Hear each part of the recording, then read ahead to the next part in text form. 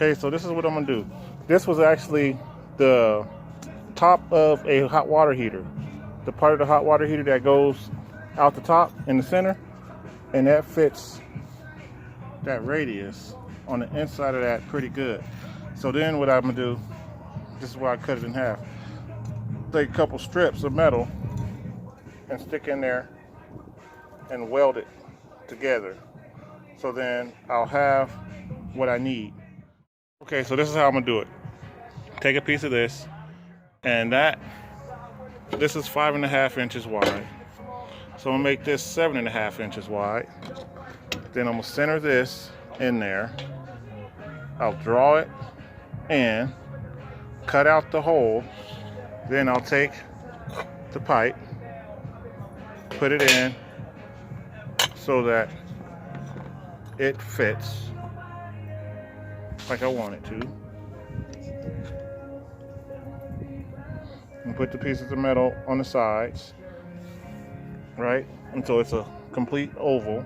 And then I could do like they did on the other video, and I could bolt this in, put it all together, put the pipes on it, get it all done, and then put this on, bolt it in, and then with it welded to this, I can put it into the floor, then just bolt it on the corners like they do on that other video. And it didn't cost me 50 bucks, just some time.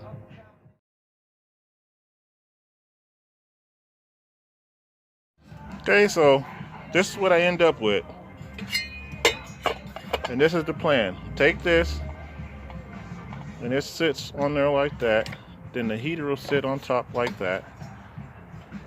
And then I'll bolt it down on the corners. So hopefully that works out like I want. Because that sits on that rubber sits on there, and it actually egresses a little bit. And so then when I put this on, it sits on there real nice. And then I can bolt it. Oh, shoot. Damn it. I can't bolt it. Damn it, I done screwed up again. Okay, so now I'm gonna have to put, I think if I do a strip down here like this, 2 strips, basically just like this.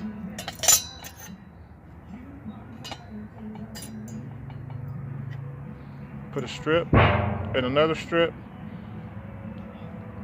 and then I'll be able to bolt it.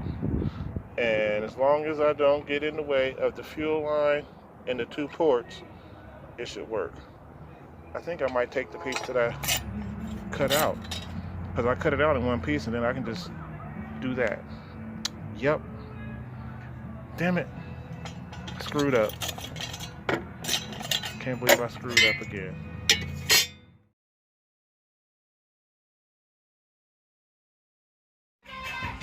So here I am, fixing my mistake. I have to weld this plate back in, then I'm gonna have to grind it so that it's nice and flat. It's got a little bit of a gap all the way around there, but we'll make it work.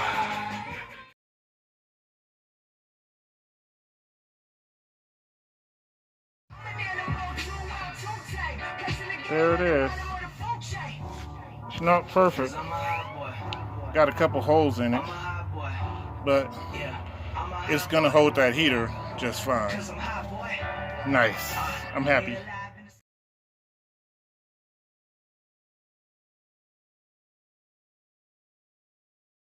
All right, there it is. I fixed it. You know how your body don't act right. So, When you ain't ate all day, yeah, it's not all the way perfect, but if that thing breaks, if that falls through, I need my butt kicked, because there's no way that should fall through.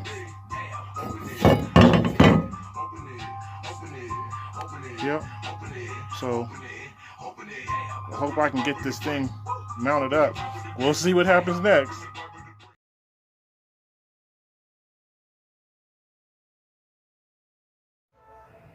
Okay, so that's what I end up with, and I have it bolted down now. I did put that rubber in there, and it's all bolted down and welded together, and I painted it to help prevent rust. And then getting ready to start on the hole in the floor. So I took the piece of rubber, laid it down there like that, and it fits. It's like almost a perfect fit to the outside of that. So if I cut this hole right on the line, it should fit in there with no problem at all. Yep. So I'm gonna go ahead and cut it, make sure it fits, and once I see that it fits and I don't have to do any more alterations or trimming, then I'll hook up the hoses and put it in.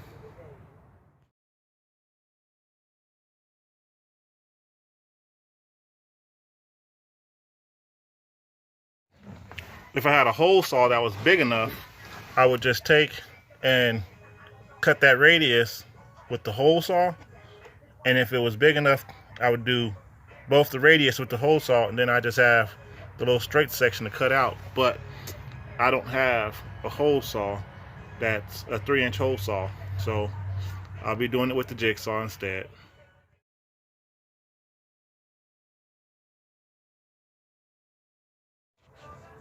There's the hole. It's there now, so ain't no going back. And it fits nicely.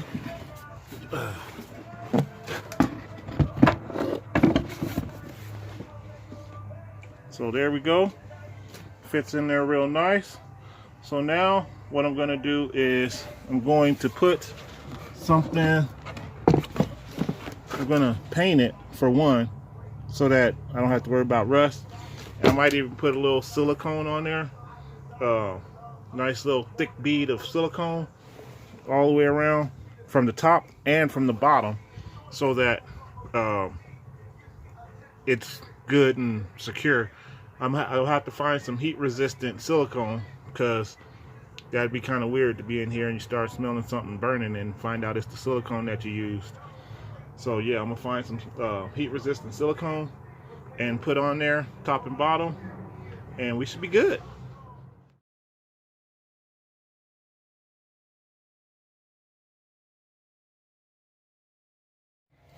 All right, so we're all plumbed in. Fuel, air, and exhaust. This right here, little crescent wrench, is one of the best tools that I ever bought. I think I paid, I don't know, it's probably like 20 bucks for this thing. It only opens up to a 1/2 inch, but I keep it in my pocket. I carry it with me all the time, and I use it constantly. Great tool, crescent wrench. But yep, now I'm about to go ahead and drop this down in the hole and bolt it down.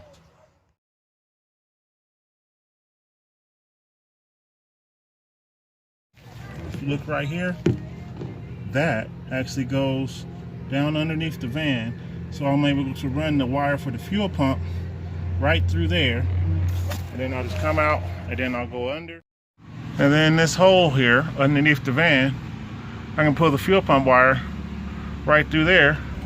What I'm gonna do is I'm gonna cut a hole in here, put probably a cross in there, and then poke it through.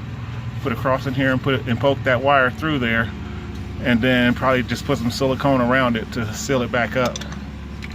Oh, actually, here's this one. That one actually might be a little bit better because it's rubber. It's a little bit lower, but then this is where I'm planning on putting my fuel pump. It's right here.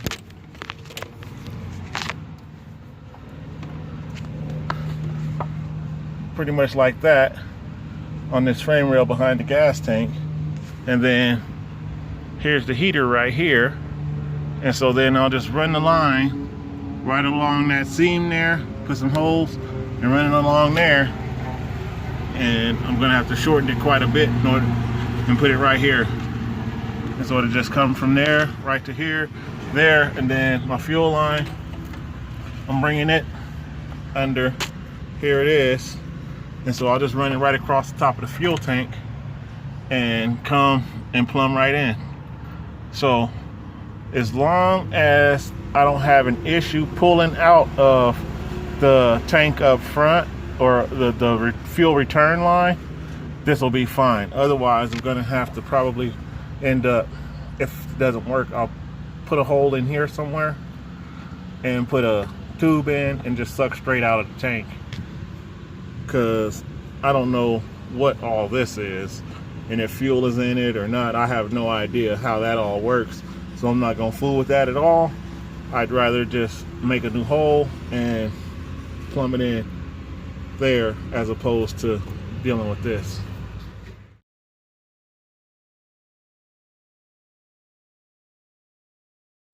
All right, man, there is my fuel pump, and the wire goes in that hole, goes up into the body. Now I just have to attach this hose. I wanted to drill into that little flange there and just do zip ties, but my drill is too big to fit in between here and there, and I don't have that little angle thing. I don't know what happened to it, so I have to figure out something else. I think I just...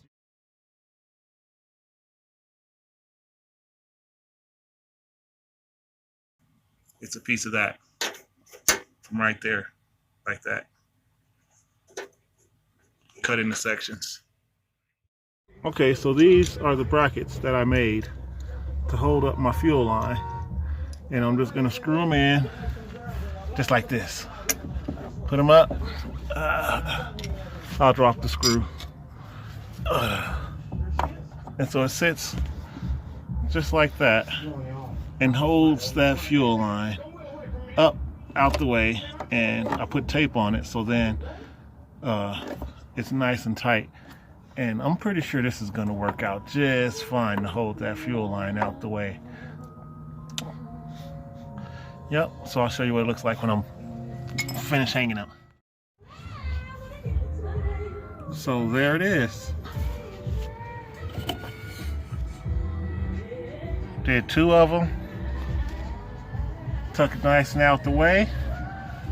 And now I gotta figure out what I'm gonna do for the air filter and how I'm gonna attach the air, put the air filter on and attach it under here. I was actually thinking about putting it inside this hole, and so it sucks air from the inner of the body, and I don't have to worry about any moisture so much and dirt or anything like that getting caught into it, and it just sucks from inside the cavity of the body. And then that muffler, I gotta figure it out what I'm gonna do for it also. And then that'll be the heater.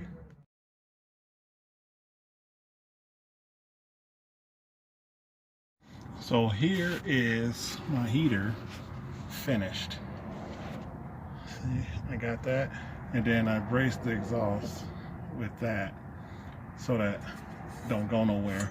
I had another one, and this pipe actually fell off while I was driving. I have no idea where it is. So this one, I ain't losing this one. Even if it falls off of there, it's gonna hang on here. And then I did my intake here and pump there. So when I'm driving, even if I'm driving through snow and stuff, that should clear. And so I shouldn't be picking up anything plugging up my intake muffler. Yep, there it is. And then it goes to the tank that's inside. This fuel line goes up and I have it protected. I don't know if you can see it or not. Oh, where is it? There it is. Oh, no, it's too dark. You can't see it, but I got a piece of hose going over this hose where it goes behind the fuel strap, the fuel tank strap, so that it doesn't rub and rub through and I end up losing all my fuel. So, yep, there it is. That's it. All hooked up and installed. Nice.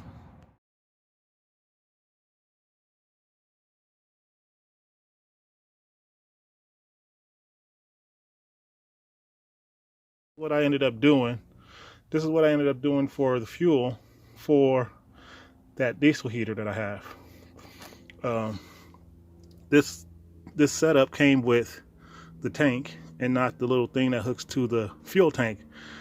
So I bought that so that I could plumb the hose from the fuel return into this. And then, so that's actually going to my fuel return. And then, let's see if we can see it. Down there I have a valve so I could turn it on and off for the fuel coming out. Fuel goes out and filter going out into the heater itself. And so the way that this works is I open up the valve. I'll show you, hold on.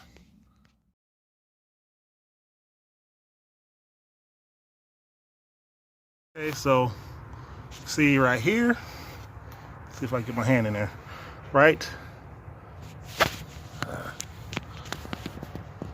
there is the valve, and I open up that valve, and then fuel comes out, goes through the filter and goes to that tank. And there's a T on there on this side. At the front of it there's a T, so it still goes to the fuel tank. It returns back to the fuel tank, and then I have that valve so I can open and close that valve. I actually can close it now,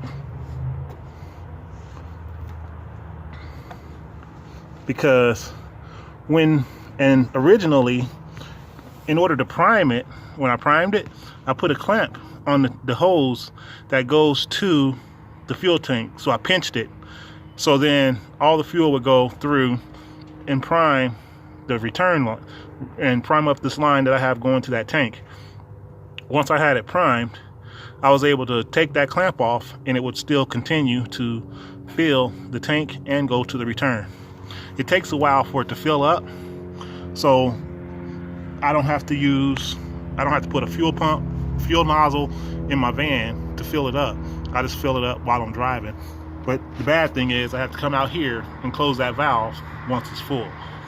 So that's the bad thing. I was thinking about putting a valve on that line at the top that goes into the top that it fills, put a valve there. That way I could just open and close it from inside the van. I don't have to come out here.